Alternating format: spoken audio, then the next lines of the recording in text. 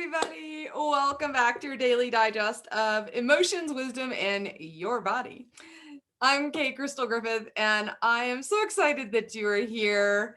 I just can't tell you what a crazy week it's been. And I'm so glad it's Friday. And as you can tell, we're really late getting to this tonight. So here's your disclaimer. I am not a doctor. I do not play one on TV or any social media platform. I'm here with a master's, some healing accreditations, as well as certifications in trauma. And really, this is for your education, edification, and encouragement. So let's get started. Tonight, we are actually going to talk about self-sabotage. Now, think for a second. Have you ever unintentionally messed yourself up for something? That's self-sabotage. I suspect we've all been there at some point. So, and did you know that self-sabotage, as much as we all know it exists, is actually not a word in Webster's dictionary? Isn't that fascinating? Sabotage itself means an act or process of tending to hamper or hurt. If you add self to it, then you're in fact in the act or process of tending to hamper or hurt yourself. And so you can see it's not an emotion per se, but it tends to dive into our drive our emotions if we are intent on hurting or harming ourselves. Now that could be physically, it could be emotionally, it could be mentally.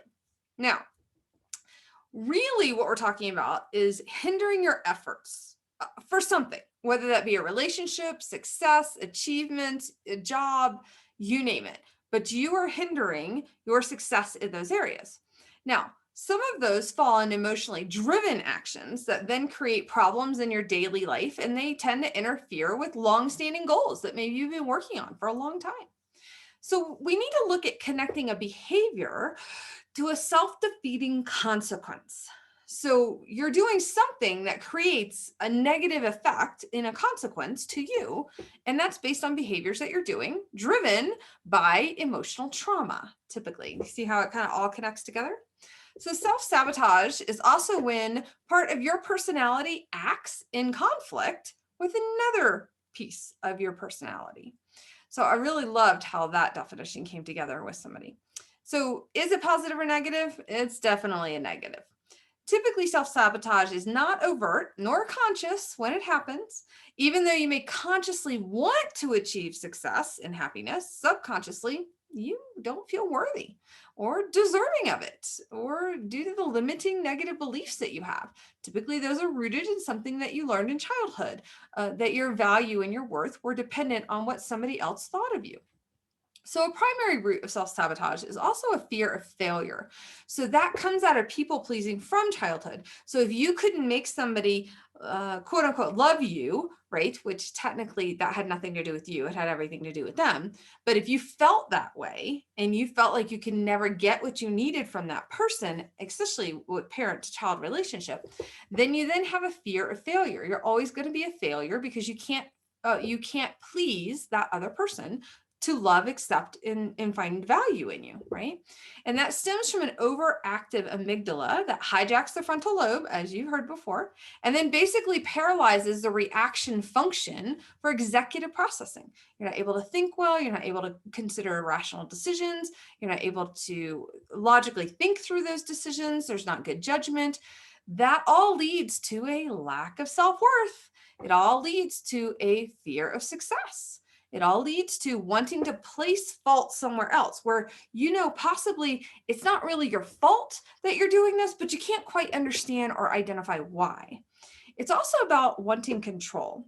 So self-sabotage often leads to perfectionism. If I can control what's in my circle and then try and control everybody else's circle, which is typically what happens, which leads to codependency as well, that perfectionism then takes over and infiltrates everything.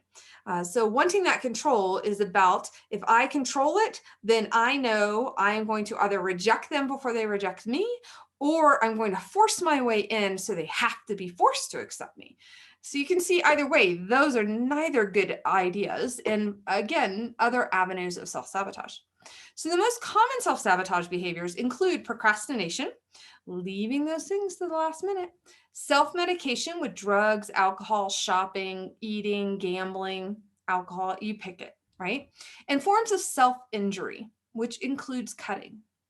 Now, again, cutting is not intended as a form of suicidal ideations, but it's intended to release an emotion or pain, an energy release would be a great way to put it. So cutting is still extremely important to get licensed professional help for, because oftentimes the people who cut do not understand where arteries or veins are on their body. And typically they will cut here at the wrist, or they will cut on their legs.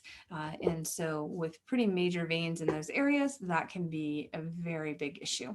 So if you know of anyone who is self-sabotaging through cutting, it is super important that you seek medical and adult help for them. Okay, guys? So others look like numbing emotions, people pleasing we talked about, overeating versus undereating, or even an eating disorder. Bulimia and anorexia are major control eating disorders, and those are very big self-sabotaging situations. And really positioning yourself in what triggers an anxiety reaction.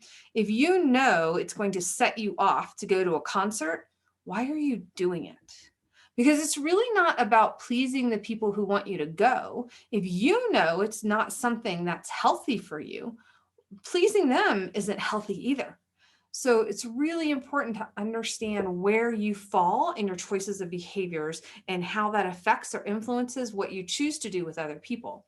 So for example, I got asked this weekend to go to a workshop, and I really couldn't do it.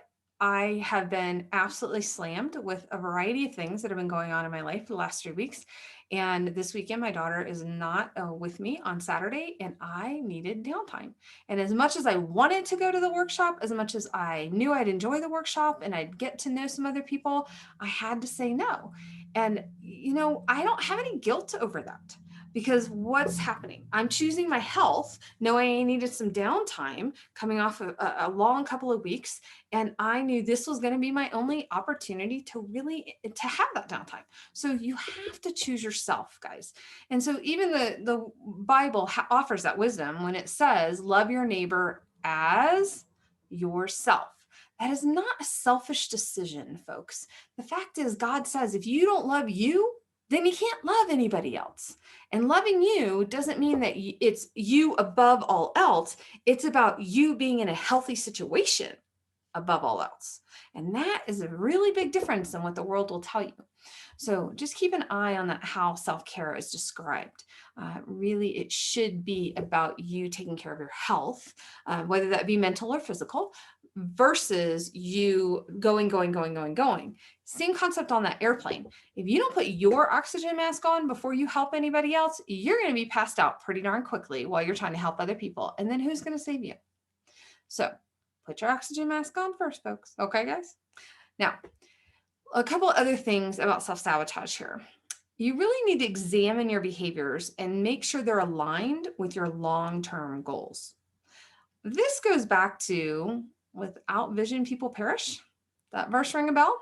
And we should be writing that vision on what you can see as you run by. Have you ever actually read that story? You guys really should. I should have gotten that verse for you guys, but it's pretty cool. So it talks about how you should write your vision down, and so it can be seen as you run by. Well, if you're running, right, let's just think about this logically. If you're running, there's a reason that billboards in cars are like super large, big words, and there's not a lot of text on them usually, right? Because you're going by at such a fast speed that it's got to click in your brain pretty fast.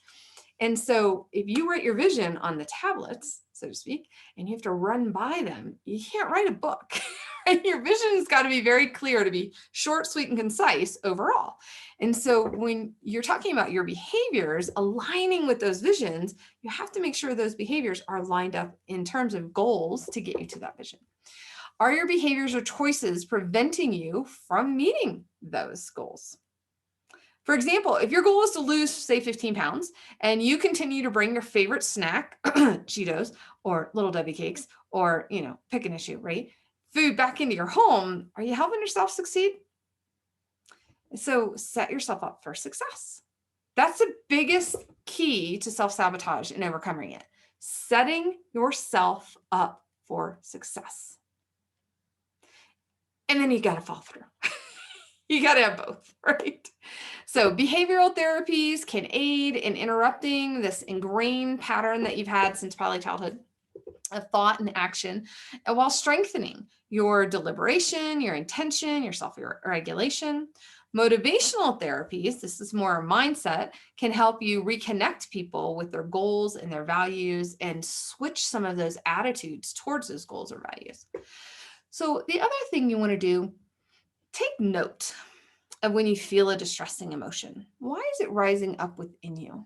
And what were you thinking about right before that? That could be a very telling sign. So our phones are typically always on us. And as I go to get mine to show it, mine's plugged in the other room. It died. But on your phone, you have a notepad, you have contacts, you have a text message. I text myself all the time. Text yourself the emotions that you're feeling once you got triggered, so you can begin to see and catch the patterns of self-sabotage behavior. A couple of other questions to ask. Am I prioritizing instant gratification? That's a great one. Am I avoiding what needs to be done? That dust in your house is not going to dust itself as I'm looking at mine. Am I not prioritizing self-care? Case in point, my example from Saturday. Am I always procrastinating? Do you almost like procrastinate so you have a self-imposed deadline that maybe you wouldn't have had otherwise? That's the same thing. And are you focusing on self-defeating thoughts?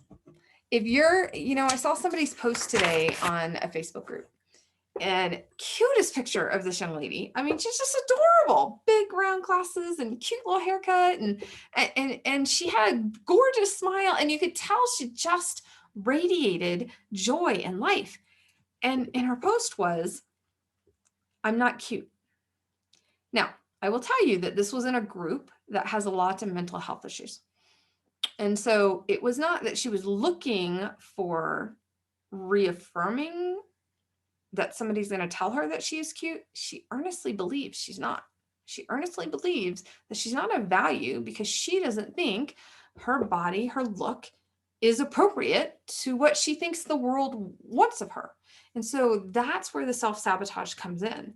When you're constantly reaffirming what you think is a negative situation, it goes back to the power of the tongue. You have the power of life and death in your tongue, blessing and cursing to yourself and to others. So really watch what you say about yourself. And I would challenge you as you look in the mirror tomorrow, and I know, I got bags here and I got this there and I got that there. No. When you look in the mirror tomorrow, I want you to find three things that you like about yourself. And I want you to declare what they are out loud, because there is a lot of power in declarations and you hearing them from the person who lives there. That's you. So find three things tomorrow. That's part of our homework tonight. Find three things tomorrow morning in the mirror that you like about yourself. Okay, guys? You can do this. I promise you can do this. Now, what are our wisdom verses? Proverbs 25:28. A man without self-control of yourself, because you're self-sabotaging, is like a city broken into and left without walls. See how bad self-sabotage could be? It could destroy your whole city. All of your boundaries. Because you're willing to violate yourself, basically. You're willing to self-sabotage yourself in your own boundaries. So it wouldn't be any different if you allowed other people to do it. That's a pretty big deal. This other one, John 10:10. The thief comes to kill, steal, and destroy. And I come that they may have life, and life more abundantly. So basically, when we self-sabotage, we're becoming the thief to still kill and destroy our own lives. This is not a good plan. Philippians 4:13. You, my dear, I'm talking to you. You can do all things through Christ who strengthens you. Stop self-sabotaging, because you can do it all. He lives within you. You have the absolute, all the power that Christ had when he walked on the earth. Did you know that? All of it. You can actually raise people from the dead. I know people don't believe that one, but I'm telling you, I believe it to this day. And I would encourage you to watch this movie called Faith Like Potatoes. It's a little slow, but it's a great movie about a guy in Australia. He would bring people back to life. And I believe they do it now. There's actually teams that go around and raise people from dead. It's pretty cool. Now, I would also tell you that you have the power and authority to speak life over yourself. You have the power and authority to break these self-sabotaging mindsets. And if you can't quite figure it out, you call me. I'll walk you through it. No problem. Okay, guys? Now, let's talk about this wisdom. How are we going to use this understanding of self-sabotage? Because wisdom is not only hearing it, but applying it with understanding and knowledge and wisdom. So here are your 3 questions. How has self-sabotage been showing up in your life? Has it been positive or negative? And how can you transform self-sabotage into better wisdom, better action, behaviors towards those goals, that vision that God's given you, your calling, your purpose, your destiny, destiny-infused life. See that over there? Now, take the scriptures, put your names in them, and go live and share with us where you been self-sabotaging yourself at. How are you going to get rid of that? What's your plan? We all need a plan, right? Tomorrow's word is self-pity. That's what keeps us in self-sabotage sometimes. It's called a victim mindset. So join us again tomorrow for more on emotions, wisdom in your body. Register at kcrystalgriffith.com to receive more insights and your feelings will. Can't wait to see you guys tomorrow. Take care. God bless.